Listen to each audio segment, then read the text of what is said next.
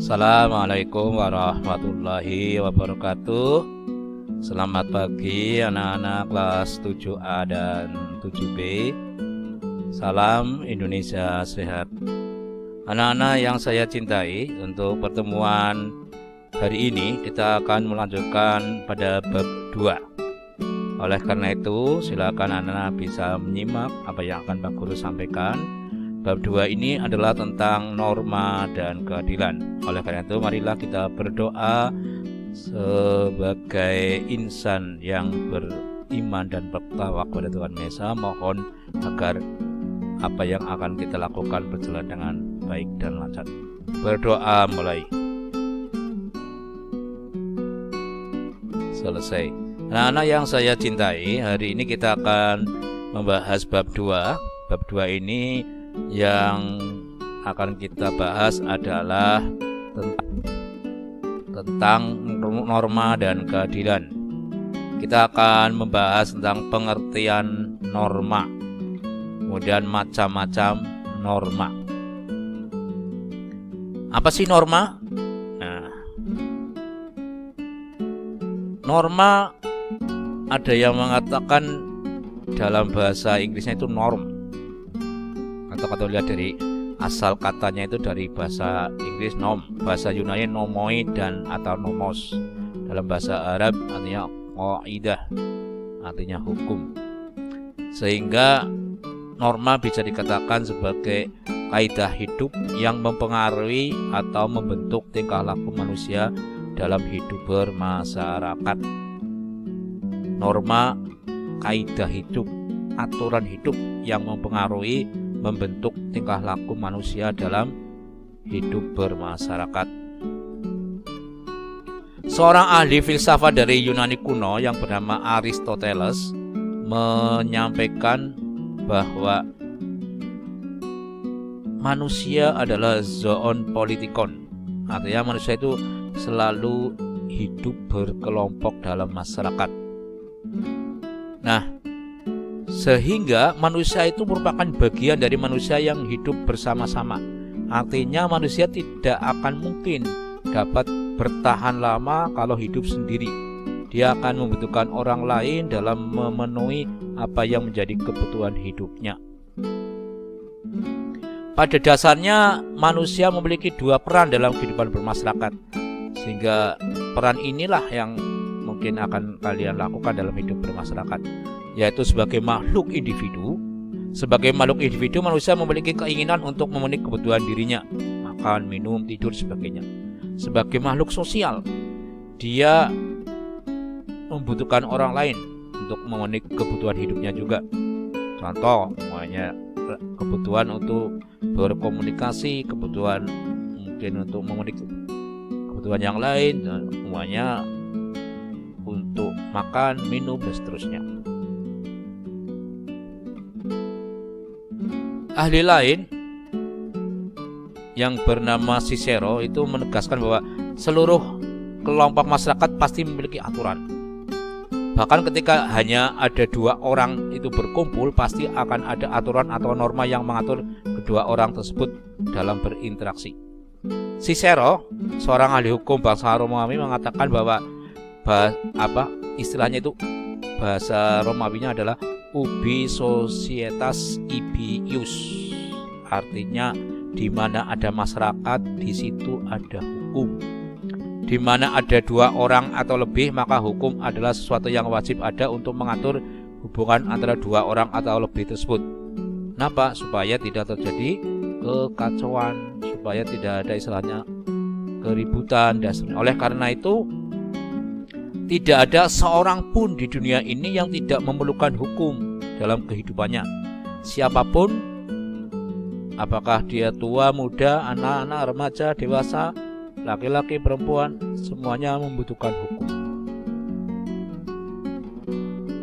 Sehingga seorang ahli yang bernama Ross Coupon, ini seorang sarjana dan pendidik hukum Amerika, dia menjabat sebagai dekan Fakultas Hukum, mengatakan bahwa dalam masyarakat itu ada 3 kategori kepentingan yang dilindungi oleh norma. Ada yang namanya kepentingan umum, ada yang namanya kepentingan masyarakat, dan ada yang namanya kepentingan pribadi. Kepentingan umum ini adalah kepentingan negara sebagai badan hukum untuk mempertahankan kepribadian dan substansinya. Contohnya mempertahankan diri dari serangan negara lain. Ini kepentingan umum bagi negara. Kepentingan negara sebagai penjaga kepentingan masyarakat. Ini juga kepentingan umum. Contohnya menjaga fasilitas publik, fasilitas umum, dan kestabilan ekonomi. Kemudian yang kedua, kepentingan masyarakat. Ini kepentingan masyarakat bagi keselamatan umum. Contohnya perlindungan hukum bagi keamanan dan ketertiban bersama. Kepentingan masyarakat dalam jaminan lembaga-lembaga sosial. Contohnya perlindungan lembaga perkawinan atau keluarga. Keluarga itu dilindungi. Kemudian kepentingan masyarakat dalam kesusilaan untuk melindungi kerusakan moral. Contohnya peraturan-peraturan hukum tentang pemberantasan korupsi.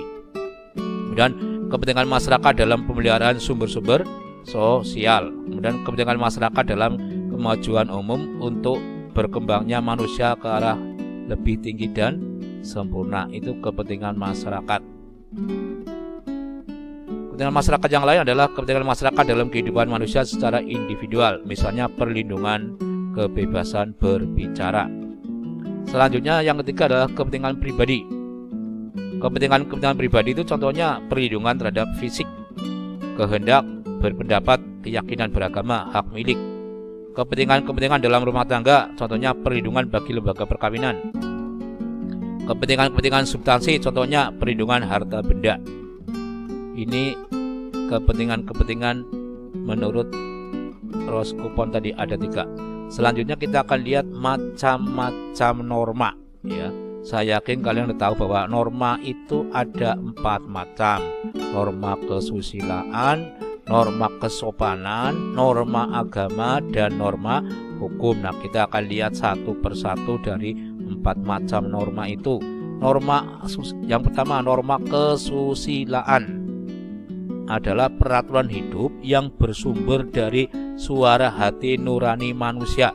Peraturan hidup ini berkenaan dengan bisikan kolbu atau suara hati nurani manusia. Contoh norma kesusilaan: tidak mengambil milik orang lain karena itu bukan haknya. Ya, jujur. Contoh perintah norma kesusilaan: tidak mencontek karena tindakan itu adalah salah atau tidak jujur. Ya, ulangan nyontek semuanya. Selanjutnya, kalau kita melanggar norma kesusilaan, maka sanksinya itu ada dalam diri sendiri atau berasal dari diri sendiri. Bisa perasaan menyesal, bisa merasa bersalah atau malu. Ya, ini sanksi kalau kita melanggar norma kesusilaan. Selanjutnya kita lihat yang kedua, norma kesopanan, yaitu norma yang bersumber dari hasil pergaulan manusia dalam kehidupan sehari-hari. Norma kesopanan bersumber dari tata kehidupan atau budaya yang berupa kebiasaan masyarakat dalam mengatur kehidupan kelompoknya. Jadi ketika kita hidup di masyarakat, maka kita harus menerapkan norma ini. Ini gambarnya, silakan kalau di desa itu kalau kita lewat di depan orang tua ya kita harus minta izin, maaf, permisi, dan sebagainya. Ini contohnya kita lihat lagi, berperilaku sopan terhadap sesama, ya menyapa dan sebagainya. Kemudian menghormati orang yang lebih tua, ya, kita terhadap orang tua. Kalau ada orang yang melanggar norma kesopanan, sanksinya apa? Sanksinya bisa ditegur oleh orang lain. Mas, yang sopan ya, dan sebagainya. Artinya kenapa kita tidak sopan? Dicemoohkan oleh masyarakat. Dicemooh itu mungkin orang lain mengatakan kita hal-hal yang kurang baik terhadap kita, atau mungkin pengucilan atau dikucilkan dalam pergaulan. Ya, kita jarang diajak berkumpul-kumpul, atau mungkin ketika orang lain berpapasan dengan kita malah diacuhkan dan sebagainya, yang akan menyakitkan.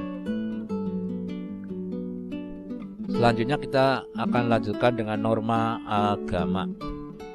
Norma agama adalah norma yang bersumber dari wahyu Tuhan. Penganut agama meyakini bahwa apa yang diatur dalam norma agama berasal dari Tuhan Yang Maha Esa, yang disampaikan kepada nabi dan rasulnya untuk disebarkan kepada seluruh umat manusia di dunia. Nah, norma agama ini berisi perintah, larangan, anjuran, ya, dan lain sebagainya. Jadi norma agama diyakini oleh masing-masing pemeluk agamanya. Indonesia bukan negara yang berdasarkan pada satu agama, sehingga negara kita adalah bukan negara agama. Namun negara kita adalah negara yang percaya atau yakin kepada Tuhan Yang Maha Esa, sehingga negara kita disebut negara yang religius, sebagaimana ditegaskan dalam pasal 29 ayat 1 Undang-Undang Dasar tahun 45, negara berdasar atas ketuhanan Yang Maha Esa. Oleh karena itu kehidupan beragama dijamin di negara Indonesia.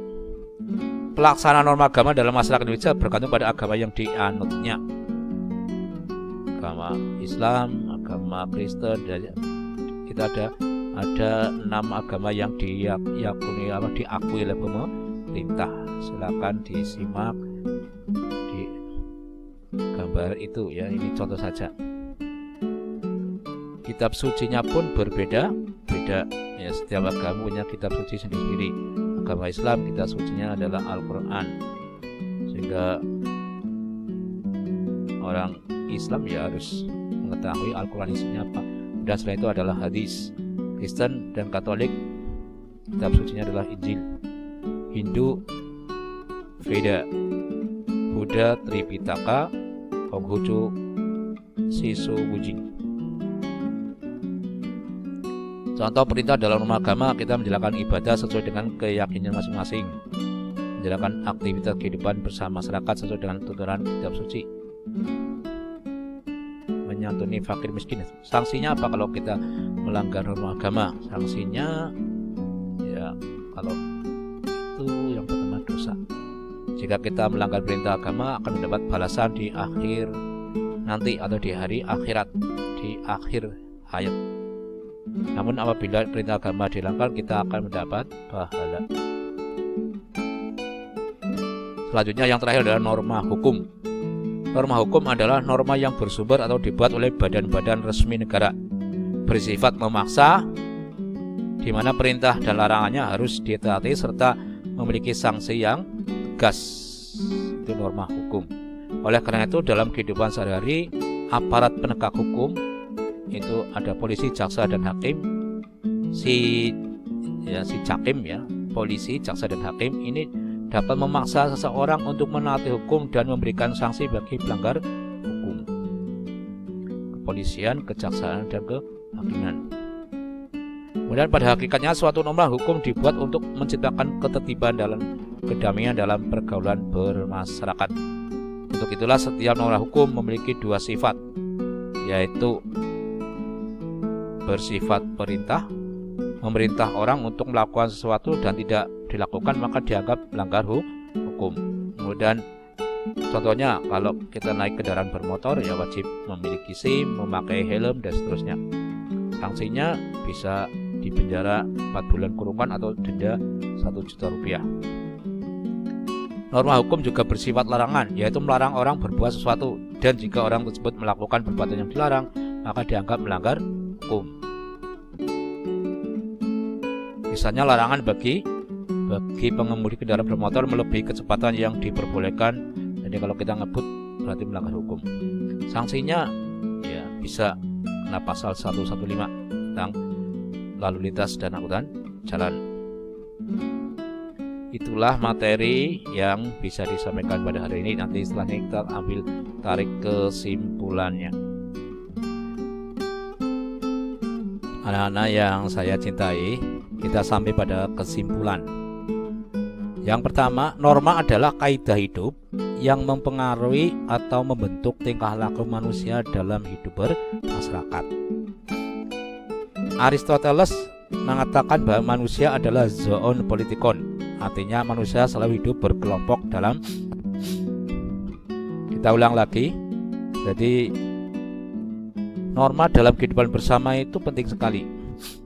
Sehingga Cicero pernah menyampaikan sebuah ungkapan atau perkataan boleh, ubi societas ibi ius, di mana ada masyarakat di situ ada hukum. Kemudian Roscoe ini mengatakan bahwa dalam masyarakat terdapat 3 kategori kepentingan yang dilindungi. Ada kepentingan umum, kepentingan masyarakat, dan kepentingan pribadi. Selanjutnya, norma ada 4 macam. Norma agama adalah norma yang bersumber dari wahyu Tuhan. Contohnya, menjalankan ibadah sesuai dengan keyakinan masing-masing, menjalankan aktivitas kehidupan dalam hidup bermasyarakat. Sanksi bagi yang melanggar norma agama ini bisa dosa atau sanksi nanti di akhirat. Yang berikutnya adalah norma hukum. Norma yang bersumber dibuat oleh badan-badan resmi negara, bersifat memaksa, di mana perintah dan larangannya harus ditaati serta memiliki sanksi yang tegas. Norma hukum bersifat perintah, yaitu memerintah orang untuk melakukan sesuatu, dan jika tidak dilakukan maka dianggap melanggar hukum dan bisa dikenakan sanksi. Selain bersifat perintah, bersifat larangan. Jadi sifat norma hukum itu ada 2, perintah dan larangan. Melarang orang berbuat sesuatu. Jika orang tersebut melakukan perbuatan yang dilarang, maka dia dianggap melanggar hukum dan bisa dikenakan sanksi yang tegas. Kemudian norma kesusilaan. Ini adalah peraturan hidup yang bersumber dari suara hati nurani manusia. Kalau orang punya hati nurani, maka dia pasti akan condong pada kebaikan, sehingga orang akan melakukan perbuatan yang baik karena sesuai hati nurani. Dan orang yang hati nuraninya sudah rusak, dia condong melakukan hal-hal yang tidak baik. Contoh, ketika dia melihat milik orang lain, dia mengambilnya. Ini namanya melanggar norma kesusilaan. Dari hatinya udah rusak, ini jelas milik orang lain kok diambil. Berarti dia ngambil bukan haknya. Tidak mencontek. Nah, karena tindakan itu adalah tidak jujur. Sanksi bagi yang melanggar norma kesusilaan itu adalah perasaan yang berasal dari diri sendiri atau dalam hati seseorang, antara lain menyesal, perasaan menyesal, merasa bersalah atau malu. Merasa bersalah atau malu itu ada dalam diri tiap orang yang hati nuraninya masih baik. Yang terakhir adalah norma kesopanan. Adalah norma yang bersumber dari hasil pergaulan manusia dalam kehidupan sehari-hari di masyarakat. Norma ini ya awalnya merupakan kebiasaan, tapi kemudian dijadikan sebagai pedoman dalam bertingkah laku. Contoh, berperilaku sopan terhadap sesama, bicara yang sopan. Kalau kalian bicara dengan bapak ibu guru, ya yang sopan, yang baik.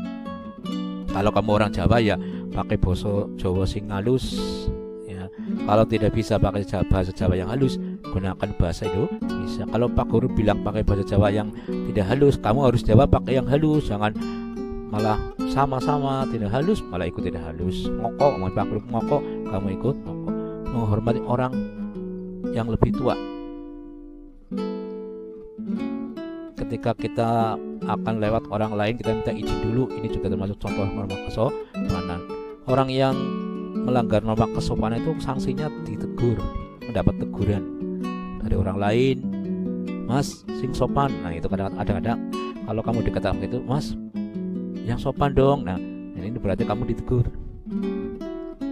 Dicemoohkan oleh masyarakat. Dicemooh itu bisa dalam bahasa Jawa itu dirasa, dikata-katai, ya dengan kata-kata yang kurang mengenakan, dikucilkan dalam pergaulan.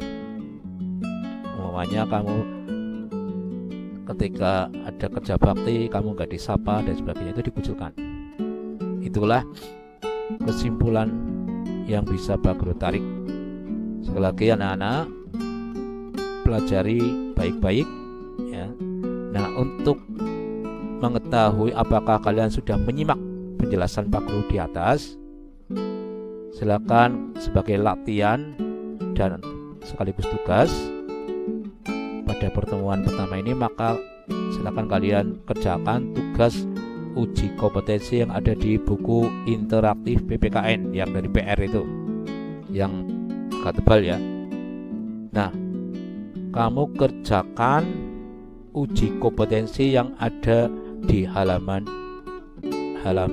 yang saya sebutkan ini, halaman 27 sampai 29, yang kamu kerjakan pilihan gandanya saja ya.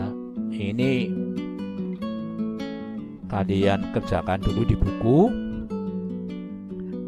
Besok pada pertemuan kedua akan Pak Guru beri linknya untuk mengirim.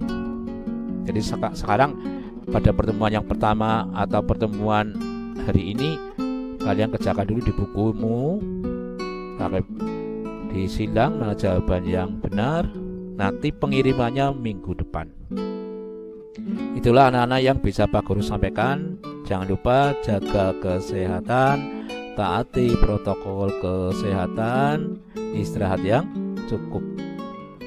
Semoga materi yang Pak Guru sampaikan hari ini bisa bermanfaat bagi kalian. Terima kasih. Mohon maaf bila ada tutur kata Pak Guru yang salah. Selamat pagi. Assalamualaikum warahmatullahi wabarakatuh.